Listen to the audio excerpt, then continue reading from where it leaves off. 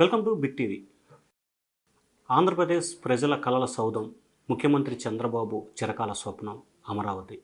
ఆంధ్రప్రదేశ్ ప్రజల రాజధాని లేని లోటుని తీర్చాలనేది చంద్రబాబు సంకల్పం. ప్రస్తుతం ప్రధానమంత్రి నరేంద్ర మోడీ చేతుల మీదుగా 2వ తేదీన అంగరంగ వైభవంగా రాజధాని పనులకి తిరిగి ప్రారంభం కాబోతుంది. ప్రస్తుతం సిఆర్డీఏ మంత్రి నారాయణ గారు మనతో ఉన్నారు. సార్ నమస్తే సార్. సార్, గత 5 సంవత్సరాలతో పోల్చుకుంటే రాజధాని పనులు ఎక్కడెక్కడ ఆగిపోయాయి. సో ఇప్పుడు ఏ రకంగా పనులు ప్రారంభించబోతా ఉన్నారు? అమరావతి రాజధాని ఏదైతే ఉందోనండి, అది యాక్చువల్గా 2014-19లోనే పనులు స్టార్ట్ చేసాం. దాదాపు 41,000 కోట్లకి టెండర్లు పిలవటం, వర్క్ చేయటం, కాంట్రాక్ట్లో దాదాపు 5,000 కోట్ల రూపాయలు పే కూడా చేసాం. అయితే గత ప్రభుత్వం 3 ముక్కలాట ఆడుతూ రాజధానిని పక్కన పెట్టింది, నిర్మాణం చేసింది. అయితే ఎలక్షన్స్ ముందు మా ముఖ్యమంత్రి గారు ఇది మన రాజధాని, మన అమరావతి అని చెప్పడం జరిగింది. ఆ నేపథ్యంలోనే వెంటనే అమరావతి రాజధాని కట్టమని మళ్ళీ ఆ బాధ్యతని యాక్చువల్గా నాకే ముఖ్యమంత్రి గారు ఇచ్చారు. దాని మీద యాక్చువల్గా ఆ 8 నెలల పాటు యాక్చువల్గా అనేక హర్డిల్స్ ఉన్నాయి. ఎందుకంటే ఏ కాంట్రాక్ట్లు అయితే 2014-19లో చేశారో వాళ్ళకి క్లోజ్ చేస్తుంటే హర్డిల్స్ ఉండే కాదు. వాళ్ళకి కోర్టు క్లోజ్ చేయాల, వాళ్ళకి డబ్బులు ఇవ్వలేదు, వర్క్ కంటిన్యూ చేయాల. సో వాళ్ళు కోర్టుకి ఎట్టిపోతే లీగల్ ప్రాబ్లమ్స్ వస్తాయని టెక్నికల్ కమిటీలు వేసి లీగల్ ఇష్యూలు ఏమీ లేకుండా, వాళ్ళకి ఇబ్బంది లేకుండా, ప్రభుత్వానికి ఇబ్బంది లేకుండా అవి సాల్వ్ చేసాం. అవి సాల్వ్ చేస్తే ఇంకా కొన్ని, అంటే అంతకుముందు ఏదైతే 4,000 బిల్డింగ్స్ కట్టి 80% అయినాయో వాటి స్ట్రెంత్ ఎలా ఉందో తెలుసుకోవటం కోసంగా మళ్ళీ ఐఐటి చెన్నై, ఐఐటి హైదరాబాద్ వాళ్ళకి ఇచ్చాం. వాళ్ళు ఒక 3 months టైం తీసుకున్నారు. అంతేకాకుండా రివర్స్ టెండరింగ్ అని, జ్యుడిషియల్ రివ్యూ అని రకరకాల గత ప్రభుత్వం తెచ్చింది. వాటినన్నింటినీ యాక్చువల్గా రివైజ్ చేయడం కోసంగా మళ్ళీ అసెంబ్లీలో పెట్టాల్సి వచ్చింది. దానికోసం వెయిట్ చేయాల్సి, వీటన్నిటి కూడా ఒక 8 నెలలు ఆల్మోస్ట్ టైం వేస్ట్ అయింది. వేస్ట్ అంటే ఇంక తప్పదు, ఎందుకంటే మళ్ళీ లీగల్ ఇష్యూస్ అవి రాకుండా చూసుకోవాలి. అది అయిన వెంటనే యాక్చువల్గా టెండర్లు పిలిచాం. సిఆర్డీ అథారిటీ 64,000 కోట్లకి టెండర్ పిలిచేటట్టుగా యాక్చువల్గా అనుమతి ఇచ్చింది. దానికి గాను 43,000 కోట్లకి టెండర్ పిలిచి వాళ్ళకి L1 కూడా ఇచ్చేసాం. ఇంకా కూడా ఇవాళ రేపు కూడా కొన్ని L1లు ఇస్తున్నారు. అయితే ఏదైతే టెండర్లు పిలిచామో వాటిని పునఃప్రారంభం, అంటే 2014-19లో స్టార్ట్ చేసాం. భారత ప్రధాని స్టార్ట్ చేశారు, ఆయన చేతుల మీదే. అయితే గత ప్రభుత్వం ఆడిన నాటకాల వల్ల, 3 ముక్కల ఆట వల్ల నిర్వీర్యం అయిపోయింది. మళ్ళా పునఃప్రారంభిస్తున్నాం కాబట్టి అదే ప్రధాని చేతి మీద పునఃప్రారంభించాలని ముఖ్యమంత్రి అనుకోవటం, వారిని అడగటం, వారు యాక్సెప్ట్ చేయడం జరిగింది. 2వ తేదీ మధ్యాహ్నం 3:25 యాక్చువల్గా వారు వస్తున్నారు. వారి చేతుల మీద ఈ వర్క్స్ అన్ని పునఃప్రారంభం చేయడం జరుగుతుంది. సార్, గతంలో ప్రధానమంత్రి వచ్చినప్పుడు ఒక చెంబుడు నీళ్లు, గుక్కెడు మట్టి ఇచ్చిపోయారు. అమరావతికి ఏ రకమైన సహాయ సహకారాలు అందించలేదు. కానీ ఇప్పుడు ఏం చేస్తాడు, నిజంగా చేస్తారా చేయరా అని చెప్పి రాష్ట్ర ప్రజలకు ఒక రకమైన అనుమానం ఉంది కదా సార్. అంటే అప్పుడు కూడా యాక్చువల్గా వాళ్ళు 2,500 crores ఇస్తామని ఇవ్వటం జరిగిందండి. ఒక మంచి కార్యక్రమం జరిగేటప్పుడు మట్టి నీళ్ళు అనేది అది ఒక సెంటిమెంట్. ఆ సెంటిమెంట్ ఇచ్చారు, తప్పేం లేదు. ఎందుకంటే మన రాష్ట్రంలోనే కాదు, ఆయన యూనిటీ ఆఫ్ స్టాచ్యూ ఏదైతే పటేల్ విగ్రహం కట్టారో ఆ పటేల్ విగ్రహానికి భారతదేశంలో అన్ని రాష్ట్రాల నుంచి స్టీల్ తెప్పించారు. అంటే వాళ్ళ ఇళ్ళలో వాడిన స్టీల్ని నేను మొన్న పోయి చూసిచ్చాను. ఆ స్టీల్ని యాక్చువల్గా తెప్పించి, అంటే పారలు కావచ్చు, ఇలాంటి గడ్డపారలు కావచ్చు, అవన్నీ ఐటమ్స్ నేను చూశాను. వాటిని కరిగించి ఆ స్టీల్తో యాక్చువల్గా విగ్రహంలో కొంత సెంటిమెంట్. ఎందుకంటే ఆ యొక్క స్టాచ్యూ ఏదైతే చేశారో ఇది ప్రజలు, నేను ఇచ్చిన స్టీల్ కూడా ఉంది. ఆ విధంగా యాక్చువల్గా ఒక సెంటిమెంట్ కోసం వారు చేశారు. దాన్ని ఆ రోజున్న ప్రతిపక్షాలు దాన్ని ఇంకో విధంగా తీసుకుపోయారు. అంటే వాళ్ళకి సరైన అవగాహన లేక చేయటమే. ఎందుకంటే స్వయాన ఈరోజు ప్రైమ్ మినిస్టర్ గారే తాను నిర్మించిన సర్దార్ వల్లభాయ్ పటేల్కే రాష్ట్రంలో, దేశంలో ఉన్న అన్ని రాష్ట్రాలు తెప్పించారు. ఆ విధంగా ఇచ్చారు. అయితే ఇప్పుడు ఈ ప్రభుత్వం మళ్ళా రాగానే ఈరోజు ఎన్డీఏలో భాగంగా ఉన్నాం. దాదాపు 15,000 కోట్ల రూపాయలు వరల్డ్ బ్యాంకు, ఏడీబీ ద్వారా ఎఫ్ఆర్బిఎం లిమిట్ లేకుండా యాక్చువల్గా ఏర్పాటు చేశారు. తర్వాత మొన్న బడ్జెట్ అప్పుడు కూడా ఫైనాన్స్ మినిస్టర్ గారు ఫర్దర్గా కూడా హెల్ప్ చేస్తామని స్టేట్మెంట్ ఇచ్చారు. ఆ విధంగా ఖచ్చితంగా వాళ్ళు హెల్ప్ చేస్తారు, ఫ్యూచర్లో కూడా హెల్ప్ చేస్తారని హోప్ చేస్తున్నారు. సార్, ఎన్ని పనులు తిరిగి ప్రారంభించబోతున్నారు, ఎంత బడ్జెట్ కేటాయించబోతూ ఉన్నారు? అంటే మొత్తం ఇంతవరకు 64,000 కోట్లకి ఎస్టిమేట్ చేశారండి. దానికి గాను 43,000 కోట్లకి టెండర్ పిలిచారు. మిగతా కూడా తొందరలో పిలుస్తారు. వీటిలో మెయిన్గా ట్రంక్ రోడ్స్ 360 కిలోమీటర్లు ట్రంక్ రోడ్స్ ఉంటాయి. ఈచ్ రోడ్డు వెడల్పు 165 అడుగులు, ఒక రోడ్డు 195 అడుగులు. దీంట్లో ఇన్ఫ్రాస్ట్రక్చర్ ఏంటంటే ఇంటర్నేషనల్ స్టాండర్డ్, అన్నీ అండర్ గ్రౌండ్ అని. ఈవెన్ ఎలక్ట్రికల్ వైర్లు కూడా పైన ఉండవు, అంతా భూమి లోపలే. టెలిఫోన్ లైన్స్ కూడా పైన ఉండవు, అన్నీ కూడా భూమి లోపలే. ఇలా ఒక ఇంటర్నేషనల్ స్టాండర్డ్లో దీన్ని నిర్మిస్తున్నారు. ప్రతి రోడ్డు పక్కన సైకిల్ పాత్, ఫుట్పాత్ రెండు ఉంటాయి. అలా అమరావతి 360. అది కాకుండా రైతులకి ఏదైతే తిరిగి ప్లాట్లు ఇచ్చామో దాంట్లో 1500 kilometres roads with international standard infrastructure. ఇది ఇన్ఫ్రాస్ట్రక్చర్. ఇది కాకుండా ఫ్లడ్కి ఎటువంటి ప్రాబ్లం రాకుండా ఉండడానికి కొండవీటి వాగు, పాలవాగు, తర్వాత గ్రావిటీ కెనాల్, 3 కెనాల్స్. అదేవిధంగా ఒక రిజర్వాయర్స్ ఇస్తున్నాం. దీనికి కూడా నెదర్లాండ్ కన్సల్టెంట్కి ఇచ్చాం. వాళ్ళకి ఎందుకు ఇచ్చారు అడగచ్చు. సీ మట్టానికంటే నెదర్లాండ్స్ సిటీ డౌన్లో ఉంటుంది. They are experts in water flood మేనేజ్మెంట్లో. అందువల్ల వాళ్ళకి ఇవ్వటం జరిగింది. వాళ్ళు చక్కగా దాన్ని డిజైన్ చేసి ఇచ్చారు. అంతేకాకుండా అడ్మినిస్ట్రేటివ్ టవర్స్ ఒక మొత్తం 7 టవర్స్, అసెంబ్లీ ఒకటి, హైకోర్టు ఒకటి, 5 ఐకానిక్ టవర్స్, మొత్తం 7 యాక్చువల్గా టెండర్లు పిలిచాము. ఇవి కాకుండా 4000 మంది అధికారులకి, మినిస్టర్లకి బిల్డింగ్స్, అపార్ట్మెంట్స్ అప్పుడే స్టార్ట్ చేసాం. వాటిని రీటెండర్ పిలిచాం.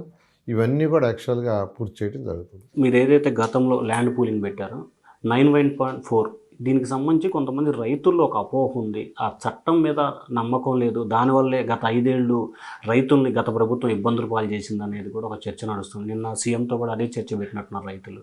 నేను యాక్చువల్గా గత ప్రభుత్వం అనేక ఇబ్బందులు పెట్టి మాత్రం వాస్తవేనండి. రైతులు ఇబ్బంది పడ్డారు, అనేక మంది నాయకులు ఇబ్బంది పడ్డారు. అందుకని నిన్న ముఖ్యమంత్రి గారు స్వయంగా నేనే అమరావతిలో ఉండే 1,00,000 మంది, 29 గ్రామాలు, 1,00,000 మంది ప్రజలు ఉన్నారు, వాళ్ళు నేనే స్వయంగా ఇన్వైట్ చేస్తానన్నారు. అయితే ప్రతి ఒక్కరిని ఇంటికి పోయి పిలవలేరు కాబట్టి 29 గ్రామాల నుంచి కొంతమందిని పిలవండి అన్నారు. ప్రతి గ్రామం నుంచి 4-5 పిలిపించమని ఎమ్మెల్యేలకు చెప్పాము. వాళ్ళు 150 మందిని తీసుకొచ్చారు.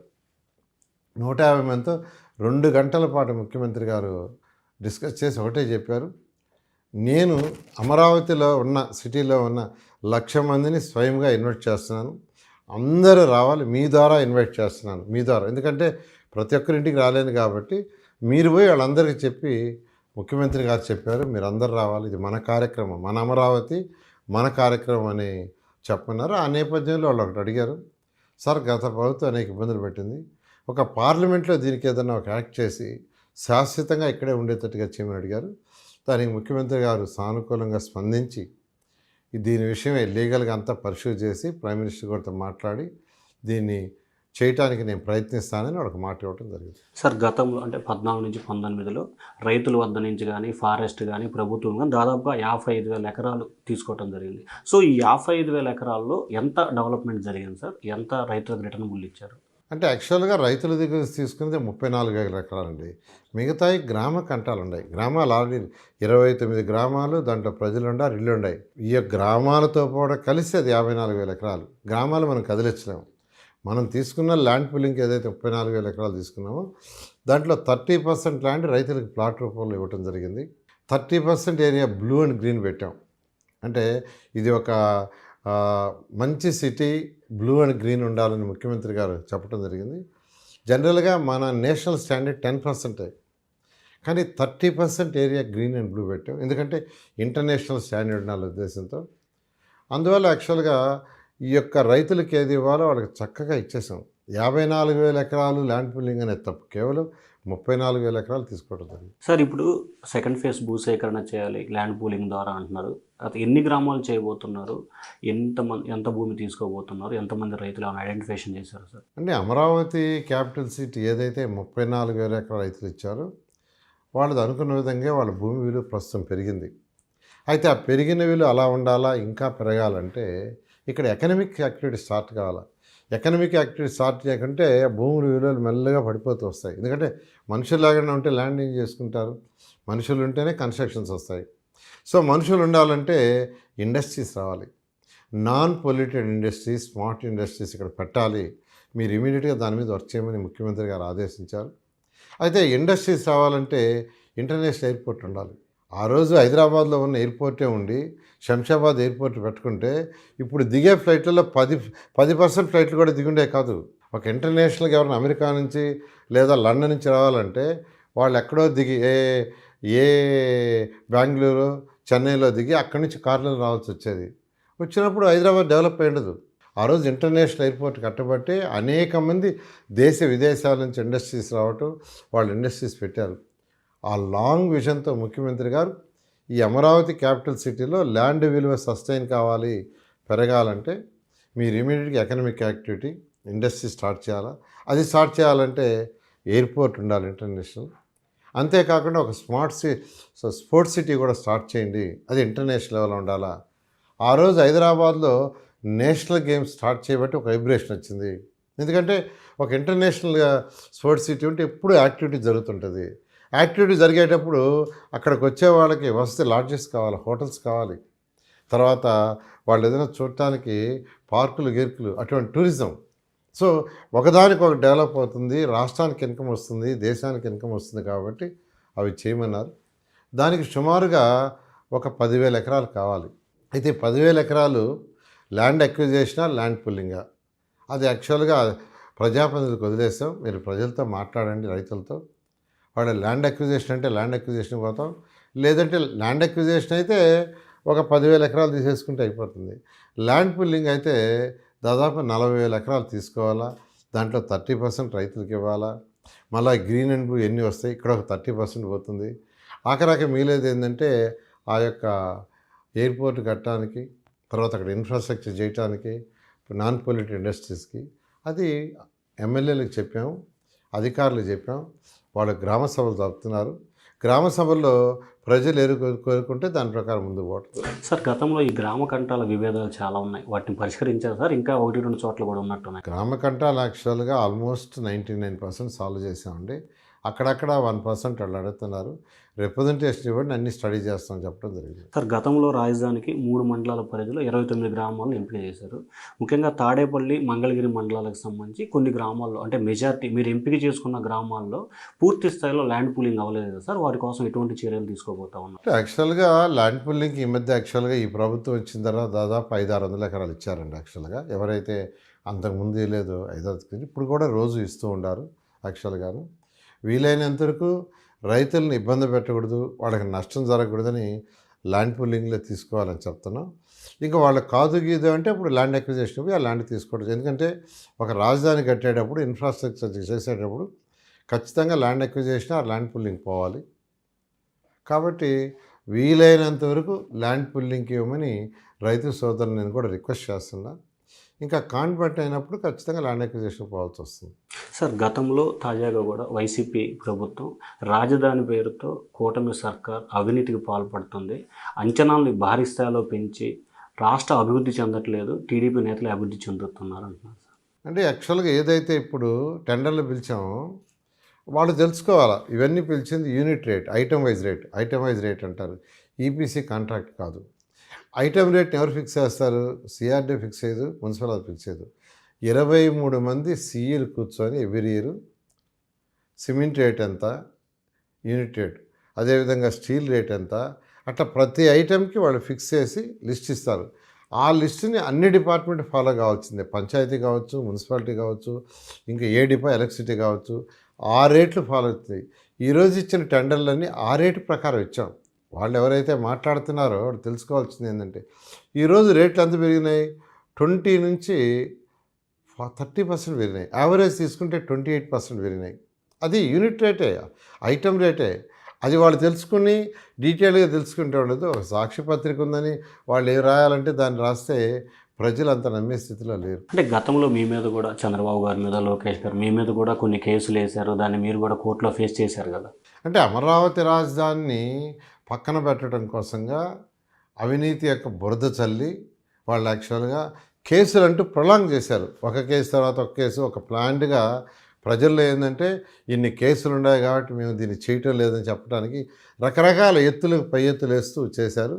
అయితే న్యాయస్థానం మీద మాకు నమ్మకాలు ఉన్నాయి, న్యాయస్థానాలను అప్రోచ్ అయ్యాము, న్యాయస్థానాలు మాకు న్యాయం చేశాయి. సార్ వరల్డ్ బ్యాంకుకి అలాగే ఏదైతే రాజధానికి నిధులు ఇవ్వడానికి ముందుకు వచ్చాయి అంటే లోన్స్ ఇవ్వడానికి వాళ్ళకి ఇవ్వద్దని చెప్పి లెటర్లు పెట్టారు, ఆపునే ప్రయత్నం చేశారన్న నిజమేనా సార్ ఇది?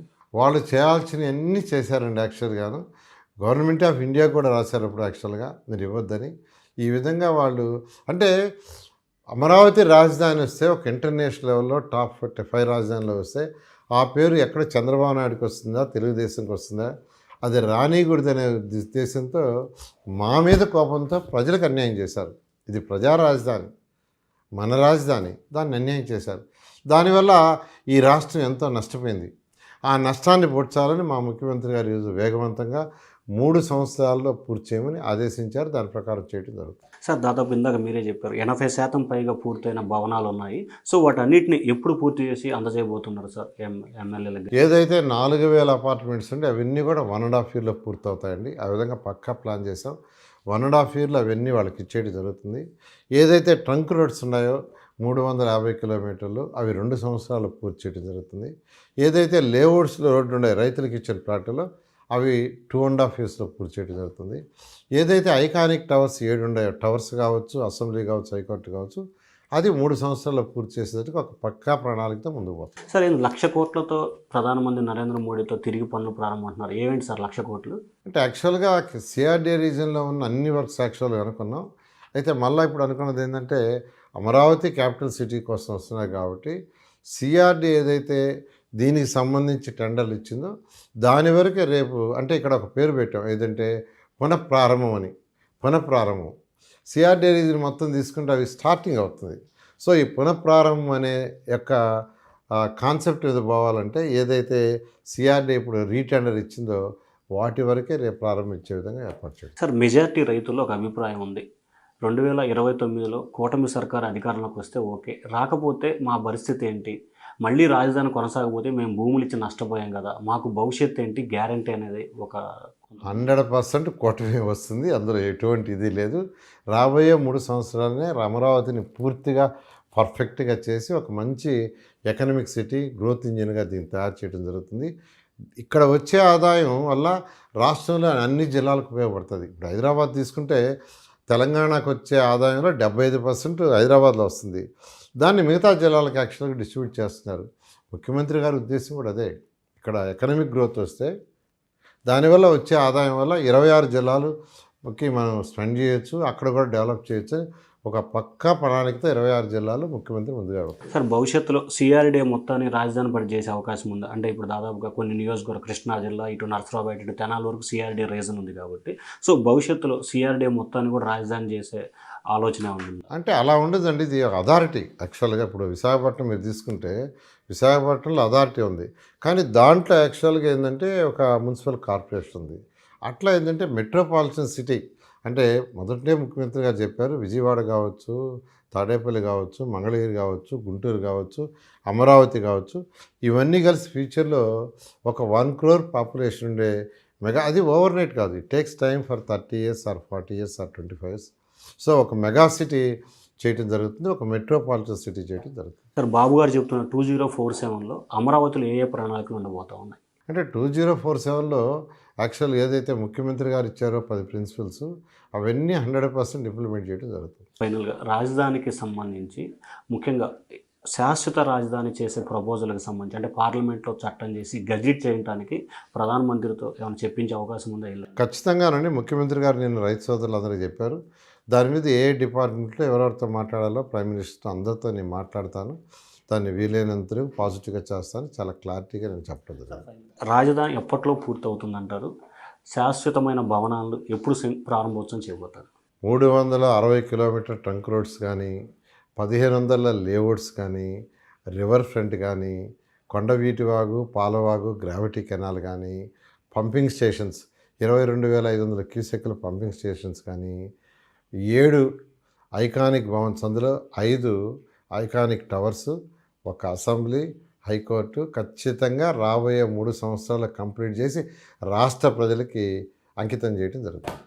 సో మొత్తం ఇది రానున్న 3 సంవత్సరాల కాలంలోనే రాజధానిని పూర్తి చేసి రాష్ట్ర ప్రజలకు అందజేస్తామని చెప్పి మంత్రి నారాయణ చెప్తున్నారు. అలాగే ఏదైతే రాజధానికి సంబంధించి వైసీపీ చేస్తున్న కుట్రలు కేవలం అమరావతిని అడ్డుకునే ప్రయత్నం తప్ప ఇంకోటి కాదని చెప్పి కూడా మంత్రి నారాయణ చెప్తున్నారు.